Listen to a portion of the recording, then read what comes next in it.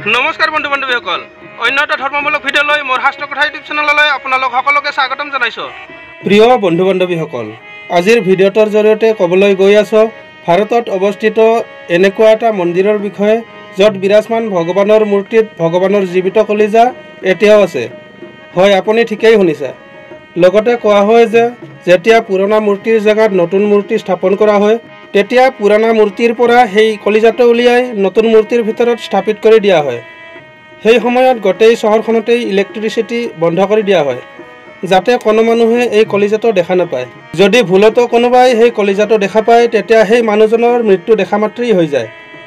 এই ভয়াৱহ আচৰিত মন্দিৰটো হ'ল পুৰীৰ জগন্নাথ মন্দিৰ। আহক জানি লওঁ পুৰীত অৱস্থিত বিশ্ব প্ৰসিদ্ধ জগন্নাথ মন্দিৰৰ 10টা আচৰিত ৰহস্য।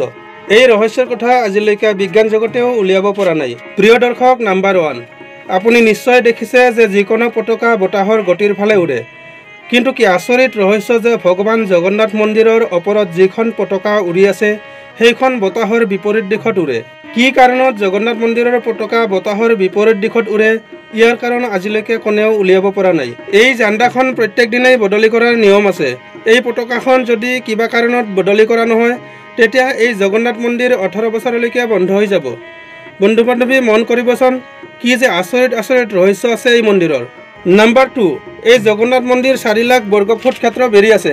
ইয়াৰ মুখ্য মন্দিৰৰ ওখ প্ৰায় 214 ফুট। বন্ধু বান্ধৱী, মন্দিৰৰ তলত থিয় হৈ মঠটো দেখা পোৱা অসম্ভৱ।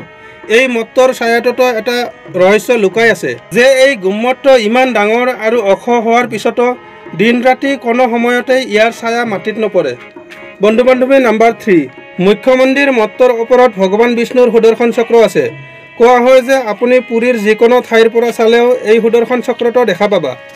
এই চক্ৰটোৰ বনাৱট ইমান অদ্ভুত যে আপুনি যিকোনো দিশৰ পৰা যদি চক্ৰটো চোৱা আপোনাৰ এনেকুৱা লাগিব যেন এই চক্ৰটো আপোনাৰ সন্মুখতেই আছে। এই চক্ৰটোক নীৰচক্ৰ বুলিও কোৱা হয়। এই চক্ৰটো অষ্টধাতুৰে বনোৱা। ইয়াক অতি পৱন এবং পবিত্ৰ মনা যায়। বন্ধু বান্ধৱী, নাম্বাৰ 4, সমুদ্ৰপুৰীৰ ৰহস্য। যিকোনো সমুদ্ৰৰ বতাহ সমুদ্ৰৰ পৰা সমুদ্ৰৰ পাৰৰ মাটিলৈকে আহে আৰু সন্ধিয়া সময়ত ইয়াৰ বিপৰীত হয়। কিন্তু পুৰীত ইয়াৰ বিপৰীত হয়। পুৰীত বতাহ সমুদ্ৰৰ পৰা পাৰলৈকে নাহি পাৰৰ পৰা সমুদ্ৰলৈকেহে যায়। নাম্বাৰ 5, সচৰাচৰ দেখা যায় যে যিকোনো মন্দিৰ মছজিদ তথা যিকোনো ওখ স্থানত চৰাই পৰাটো স্বাভাৱিক কথা। কিন্তু জগন্নাথ মন্দিৰৰ ওপৰত আজিলৈকে কোনো চৰাই চিৰিকটি উৰা দেখা পোৱা নাই। আৰু পুৰীৰ এই জগন্নাথ মন্দিৰত চৰাই নপৰে। আনকি জগন্নাথ মন্দিৰৰ ওপৰেদি কোনো হেলিকপ্টাৰ বা উৰাজাহাজ উৰুৱাব নোৱাৰে। প্ৰিয় দৰ্শক, নাম্বাৰ 6, বন্ধু বান্ধৱী, আপুনি এই ৰহস্যৰ কথা জানিলে আচৰিত হ'বা যে এই জগন্নাথ মন্দিৰত সন্ধ্যা সময়ত প্ৰতিদিনে মন্দিৰৰ ওপৰত স্থাপিত ধ্বজ অৰ্থাৎ মন্দিৰৰ ওপৰত উৰুৱা পতাকাখন বদলি কৰিবলৈ পূজাৰীয়ে ওলোটাকৈ গৈ বদলি কৰিব লগা হয়। এই পতাকাত ভগৱান শিৱৰ চক্ৰও বনোৱা আছে। নাম্বাৰ 7, বন্ধু বান্ধৱী, মনা হয় যে জগন্নাথ মন্দিৰ প্ৰাংগণত বিশ্বৰ আটাইতকৈ ডাঙৰ পাকঘৰ আছে য'ত নেকি 500 ৰান্ধনী আৰু 300 সহকৰ্মী মিলি ভগৱান জগন্নাথৰ প্ৰসাদৰ নিৰ্মাণ কৰে। এই পাকঘৰৰো এটা ৰহস্য আছে যে ইয়াত লাখ লাখ ভক্ত আহিলেও কেতিয়াও প্ৰসাদ কম নপৰে। কিন্তু সন্ধ্যা হোৱাৰ সময়ত যেতিয়া মন্দিৰৰ গেট বন্ধ হোৱাৰ সময় হয় প্ৰসাদ বাচি থাকিলেও নিজেই শেষ হৈ যায়। ইয়াৰ লগতে জানিবলগীয়া কথা যে এই মন্দিৰত যি প্ৰসাদৰ নিৰ্মাণ হয় এই প্ৰসাদ আজিও পুৰাতাত্ত্বিক কালৰে পৰা প্ৰাচীন বিধিৰে খৰিৰে বনোৱা হয়। এই প্ৰসাদ বনাবলৈ মাটিৰ বৰ্তন ব্যৱহাৰ কৰা হয়।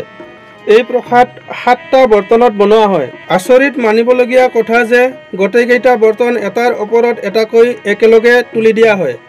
আচৰিত ৰহস্যৰ কথা এইটো যে যিটো বৰ্তন আটাইতকৈ ওপৰত অৰ্থাৎ 7 নম্বৰত থাকে সেইটো বৰ্তনত প্ৰথমতে প্ৰসাদ বনি তৈয়াৰ হৈ যায়।